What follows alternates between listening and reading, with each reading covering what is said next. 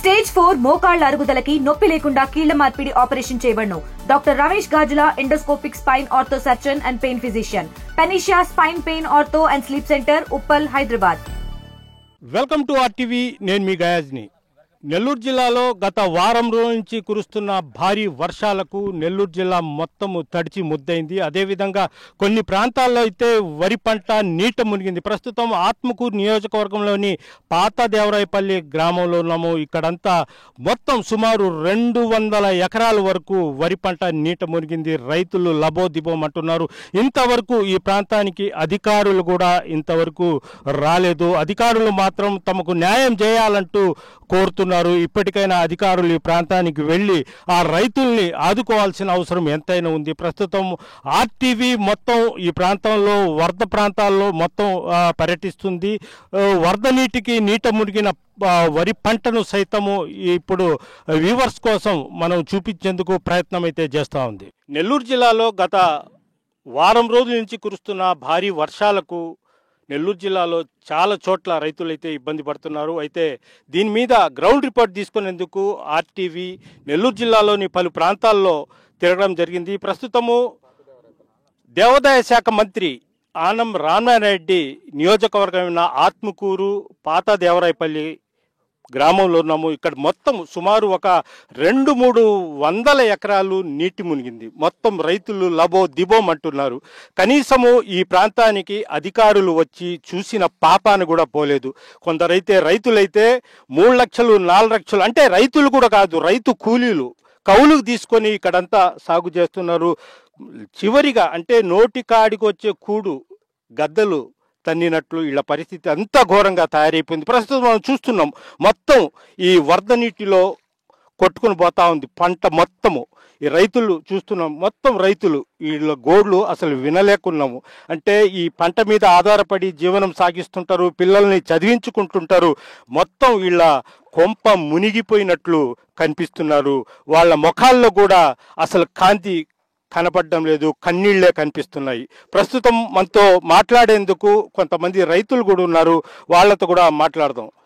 చెప్పండి, మీరు ఎన్ని ఎకరాలు వేశారు? 8 ఎకరాలు వేసాను సార్. నేను కొంత కౌలు తీసుకున్నాను, కొంత మాది కొంత ఉంటే కొంత కౌలు తీసుకొని చేస్తా ఉన్నాను సార్.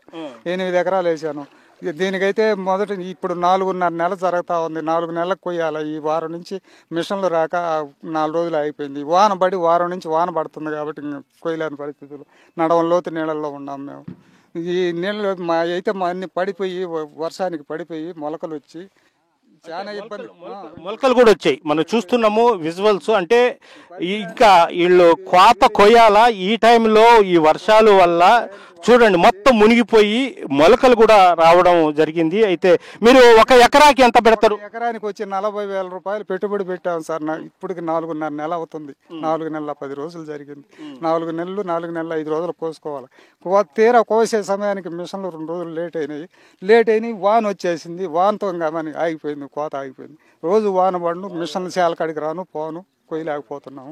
నిలబడిపోయింది, కోత నిలబడిపోయింది. మొలకలు వచ్చేసి మేము ఏం చేయాలో మాకు అర్థం కాల. కొంత అయితే బ్యాంకుల్లో అప్పు తెచ్చుకున్నాం, క్రాప్ లోన్ కింద అప్పు తెచ్చుకొని కొంత పెట్టుకున్నాం. కొంత రైతుల కాడ కొంత అప్పులు తెచ్చుకొని పెట్టుకొని ఉన్నాం. మొత్తం అయితే అప్పు తెచ్చి పెట్టున్నాం సార్. పైరు మీద 3,20,000 రూపాయలు పెట్టున్నాం 8 ఎకరాల మీద. అది ఎంతో మాకు వస్తే ఒక 50,000 రూపాయలు మిగిలేది. బయటకు వచ్చి ఉంటే ఒక 50,000 మిగిలేది. కానీ ఈరోజు 3,20,000 రూపాయలు మునకైపోయి ఏం మా పరిస్థితి చెప్పుకోవడానికి ఎవరు రాక ఏమి చెప్పుకోలేక నిలబడిపోయినాం సార్. ఎంతమంది పిల్లలు? పిల్లలు అయితే నాకు లేరు సార్. నాకు పిల్లకాయలు లేరు. దీని మీదే జీవనం సార్. వేరే పని అనేది లేదు. సొంత పొలమా లేదంటే ఇది కౌలు పొలం సార్. కౌలు పొలం 3 ఎకరాలు, సొంత పొలం 5 ఎకరాలు సార్. సొంత పొలం 5 ఎకరాలు, కౌలు పొలం 3 ఎకరాలు సార్. మీరే కష్టపడితే 40,000 అవుద్ది. నేను కష్టపడి నా కష్టం కాక 40,000 రూపాయలు పెట్టుబడి సార్ ఎకరాకు. నా కష్టం నేను కొంత కష్టం చేసుకుంటాను. 8 ఎకరాలు సార్ నాటింది. ఇది చూసాం కదా, రైతు ఏడుస్తున్నాడు. అంటే సుమారు 8 ఎకరాలు అతను అంటే అతనికి వచ్చి ఒక 4 ఎకరాలు 5 ఎకరాలు ఉంటాయి, మిగతా కౌలుకి తీసుకున్నాడు. ఒక ఎకరా మీద అతను 40,000 పెట్టి అతను కష్టపడితే 40,000 రూపాయలు ఖర్చు అయింది. అయితే చివరికి ఈ కోతకు వచ్చే టయానికే ఈ ముద్రష్టపు వాన వల్ల జీవితాన్ని సర్వనాశనం చేసింది. ప్రస్తుతం మనతో మాట్లాడేందుకు స్వామి రైతు నేను 2 ఎకరాలు కౌలు చేశా సార్. కౌలు 15,000 ఎకరాకి. నాకు ఏ ఆధారం లేదు సార్. ఈ కూలి చేసుకోవాలి, కష్టపడి 2 ఎకరాలు పండించుకోవాలి సార్. పిల్లకాయలు 3 పిల్లకాయలు సార్. నా పరిస్థితి దారుణంగా ఉంది, నీళ్ళలో పోతుంది సార్ నా ఊరంతా. దయవుంచి ప్రభుత్వాన్ని ఏదైనా ఆదుకుంటాను కోరుతుందా సార్. అధికారులు ఏమైనా వచ్చి చూసారా? ఒక్కరు రాలేదు సార్. 2 రోజుల నుంచి మేము తిరగతున్నాం, మమ్మల్ని పడుచుకున్న నాదులే లేదు సార్. స్వామి చెప్పండి, అంటే అసలు ఈ 200 ఎకరాల వరకు మునిగిపోవడానికి కారణం ఏంటి? పైతట్టు ఏమైనా వాగు ఉందా ఏంటి అసలు? మా ఊరు పైతట్టు వాగు ఉంది స్వామి. ఆ వాగు వల్ల మాకు నారు పోసినప్పటి నుంచి ఇదే పరిస్థితి. గవర్నమెంట్కి ఎన్నిసార్లు చెప్పినా కానీ ఆ కాలువ గురించి అయితే ఇప్పుడు దాకా పట్టించుకోలేదు. నేను మొత్తం 12 ఎకరాలు చేస్తున్నాను. 12 ఎకరాలు ఇదే విధంగా మొలకలు వచ్చేస్తున్నాయి. హైదరాబాద్ 6 లక్షలు నా కష్టం కాక 6 లక్షలు పెట్టుబడి పెట్టాను.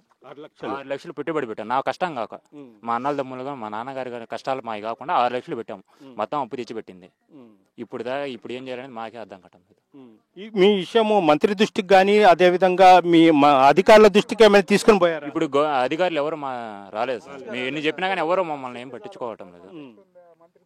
అధికారులు అయితే ఇప్పుడు దాకా ఈ పక్కకు వచ్చి రావాలి దాఖలా లేదు. మొత్తం ఏ పంట ఏం బియ్యం ఇది? మొలుగులకులా ఏంటివి? ఇవి క్రాసింగ్, నెల్లూరు మొసా క్రాసింగ్. మొత్తం ఎంత ఉంటుంది పుట్టు? ఇప్పుడు 16-15 అంతే సార్. 15,000 నడుస్తుంది సార్ ప్రజెంట్. తాత మీరు చెప్పండి, మీరు పైరు వేసారా? వేసాను సార్. 2 ఎకరాలు వేసాను. 2 ఎకరాలు వేసారు. ఎంత నష్టము? ఎంత 80,000 నష్టం కదా సార్. 80,000. అసలు ఈ నీళ్లు ఎక్కడి నుంచి వస్తున్నాయి? ఇక్కడి నుంచి ఇటు అగ్గురారం అక్కడ ఉన్న చూడు 25 కిలోమీటర్ల నుంచి వస్తున్నాయి. 20 ఇక్కడ పెట్టారు. ఆ వాగు రోడ్డు అక్కడ దాకా రోడ్డు ఆఫ్ చేసి ఆ నీళ్ళన్నీ మాకు వచ్చేస్తున్నాయి. అది అంటే లాస్ట్కి చివరి దశలో మొత్తం చివరి దశలో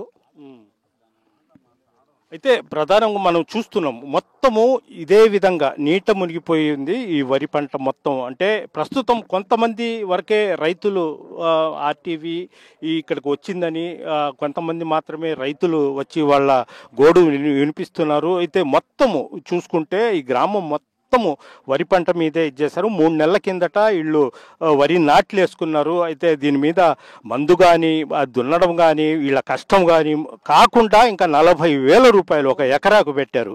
అయితే వాళ్లకు ఒక ఎకరాకు అబ్బా అంటే ఒక 15,000 10,000 లాభం వస్తుంది. కానీ అయితే చివరి దశలో మొత్తం నీటి మునిగిపోవడంతో ఆ రైతులు బాధ అంతా ఇంత కాదు. ఇంకొక ఆమె ఉంది, మాట్లాడదాం. మా చెప్పండి, మీరు ఎన్ని ఎకరాలు వేశారు? మేము మొత్తం 6 ఎకరాలు వేస్తున్నాం సార్. 3 ఎకరాలు అయిపోయింది. 4 ఎకరాలు నీట మునిగిపోయింది సార్. 4 ఎకరాలు పూర్తిగా నీట మునిగిపోయింది. దీని మీదేనా మీరు దీని మీదే జీవనాధారం. ఎంతమంది పిల్లలు? 2 సార్. ఏం చేస్తున్నారు? బీటెక్ ఇంజనీరింగ్ చేస్తున్నారు. ఫీజులు కట్టుకోవాలి. ఈ విధంగా అయిపోయింది. అంటే ఇది అంటే ఈ డబ్బులతో ఫీజులు కట్టుకోవాలి బిడ్డలకి. ఇప్పుడు పరిస్థితి ఏంటి? ఏం అర్థం కావట్లేదు సార్. మీరు రండి. మీరు ఎన్ని ఎకరాలు వేశారు? 3 ఎకరాలు. మొత్తం మునిగిపోయిందా? మునిగిపోయింది సార్. మొత్తం మునిగిపోయింది. మొత్తం ఇదే పరిస్థితి సార్. మీరు ఎన్ని ఎకరాలు? ఎకరా 70 సెంట్లు వేసాం సార్. ఎకరా 70 సెంట్లు. ఎంత పెట్టుబడి? పెట్టుబడి వెళ్ళలేదండి సార్. 65-70 దాకా అయింది. మా కష్టం కాక మళ్ళా. మీరు ఏం కోరుతారు? ప్రభుత్వానికి ఏం కోరుతారు? ప్రభుత్వానికి ఏముంది కోరేది? ఏదైనా నష్టపరిహారం కోరుతాం సార్. నష్టపరిహారం ఇస్తే ఏదన్నా అంత గట్టిన పడతాం, లేకుంటే అప్పుల పాలైపోతాం. అంతే కదా, ఇంకేముంది. ఓకే, ఇది పరిస్థితి. పెద్ద మీరు ఎన్ని ఎకరాలు వేశారు? ఇట్రండి. దాన్ని కనిపెట్టుకొని ఉన్నాం మేము. చేసి నిలబడిపోయినాము. తీర నోటి కాడికి వచ్చిన పైరు ఈ రకం మొలకలు వచ్చి దండమైపోతున్నాం సార్. మేము చూసి ఏదో ప్రభుత్వం ఏదో సహకరిస్తుందని మేము కోరుకుంటున్నాం సార్. ముందుకు రండి. ప్రభుత్వాన్ని ఏం కోరుతారు మీరు? ఏదన్నా సహకరిస్తుందని మేము కోరుతున్నాం సార్. మా వాగు ఒకటి తెచ్చి మా నెత్తిన పెట్టారు. ఆ వాగు వల్ల ఈ పైరు మొత్తం 200 ఎకరం అన్నమైపోతాం సార్. మాకు అంటే ప్రతి సంవత్సరం ఇదే విధంగా జరుగుతుంది. ప్రతి సంవత్సరం ఇదే విధంగా, ఎండాకాలం కానీ వానాకాలం కానీ ఎప్పుడు ఇదే విధంగా అన్నమైపోతున్నాం. కౌలు చేసుకుంటాం సార్. ఎకరాకి 15,000 ముందు వాళ్ళు కడితేనే మాకు భూమి వేస్తారు, లేకుంటే వాళ్ళు భూమి వేస్తారు సార్. 3 ఎకరాలు వేసాం సార్. అది మా బిడ్డలు 4 పోషించుకోవాలి. దీని మీదనే కాపాడుకోవాలి మేము. ఇది ఇప్పుడు డ్యామ్ నీళ్లు జాచని ఇక్కడంతా మొత్తం వదిలేస్తారట. డ్యాము ఇబ్బంది అని చెప్పని పెద్ద కాలువ కై కొట్టుకు వదిలేస్తారు. అక్కడ బాధలు లేకుండా మొత్తం వచ్చేస్తాయి. ఇట్నే కాబట్టి నీళ్లు కూడా ఎక్స్ట్రా వస్తుంటాయి. మా పొలం అంతా నీట మునిగిపోతాం. అంటే సోమశిల నీళ్లు ఆ కాలువ వదిలితే అడవిలో కాలువ మొత్తం ఇట్లా వచ్చేస్తాయి. డ్యామ్ నీళ్లు కూడా మొత్తం ఇట్నే వచ్చేస్తాయి సార్. Okay okay. ప్రధానంగా ఏంటంటే ఈ దేవరాపల్లి ప్రాంతంలో ఉండే ఈ పొలాలు మొత్తము సోమశిల జలాశయానికి వరద నీరు వచ్చిన తర్వాత తూములు ఎత్తితే ఆ నీరు కూడా ఇటే వస్తుంది, అదేవిధంగా వర్షపు నీరు కూడా ఇదే వస్తుంది. అయితే వీళ్ళంతా సుమారు ఒక 200 ఎకరాల్లో ఉంటే ఎక్కువ మంది కౌలు రైతులు ఉన్నారు. వాళ్ళు ఏంటంటే ఎకరాకు కౌలు 15,000తో పాటు ఒక ఎకరాకు పెట్టుబడి 40,000 పెడతారు.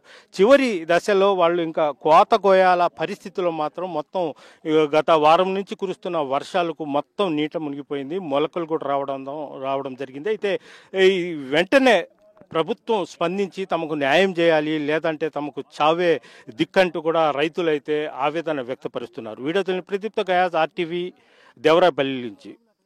తెలుగులో న్యూస్ కి ఫాస్టెస్ట్ యాప్ ఇప్పుడు టోటలీ న్యూ అవతార్లో జస్ట్ 5 seconds లో కంప్లీట్ న్యూస్. సోషల్ మీడియాలో ట్రెండ్స్ కి one stop solution. Live TV app voice search option తో ఇప్పుడే డౌన్లోడ్ చేయండి లేదా అప్డేట్ అయిపోండి. యాప్ లింక్ డిస్క్రిప్షన్ లో ఉంది.